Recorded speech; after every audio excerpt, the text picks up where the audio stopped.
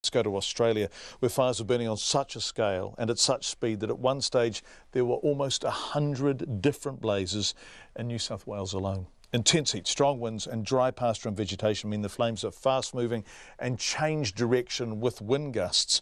But unlike the Victorian fires of 2009, in which 173 people died, here there were more warnings, fewer people, and the flames somehow stayed away from population centres. Even so, in Cassilis, a tiny community of about 300 people, properties have been lost. Among them, Warren Jarvis, whose home, farm and animals are all gone. My house and all my property's totally gone. 33 greyhounds, other cats, all my chooks, probably my sheep and my cattle.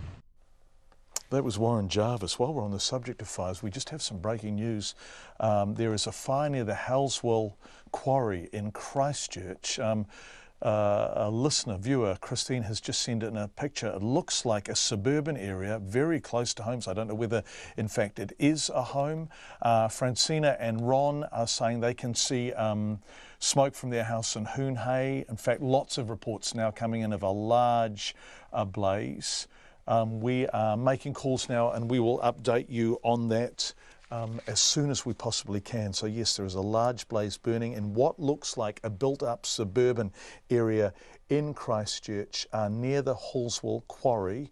The moment we know more, we'll update you. That was Warren Jarvis speaking to the ABC before, the man who lost his farm in the fires in New South Wales. Wayne Bedgewood is Mayor of Upper Hunter Shire, which is very near. In fact, I think Warren's farm was in the Shire. Property damage throughout the Shire hasn't been great, but fires are now burning over a huge area. Today has been better and cooler, but yesterday in New South Wales was unbelievable.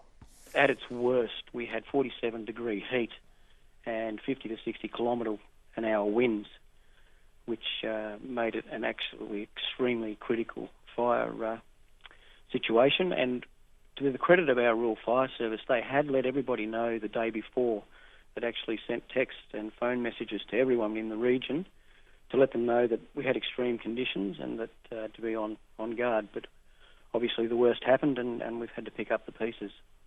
I've just looking at a Rural Fire Service tweet that says today has been the most dangerous day of fire conditions in New South Wales history, full stop.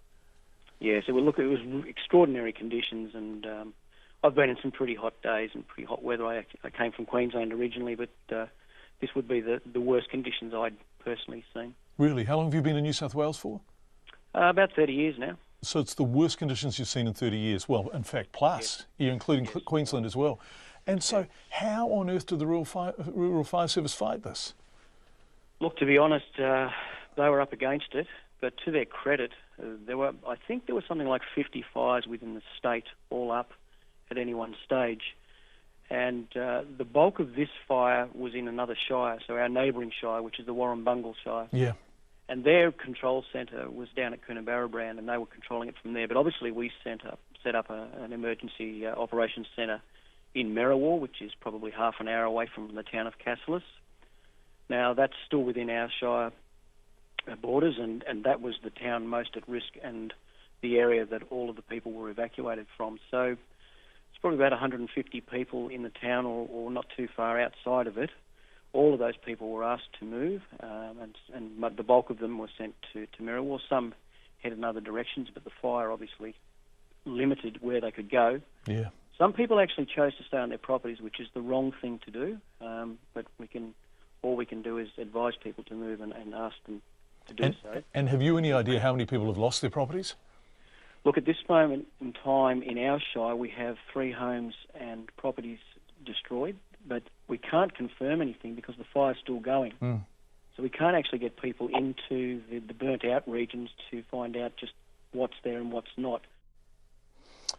That's Wayne Bedgewood, who is the mayor of a district in New South Wales, 50,000 hectares of either burning or burnt land in that state.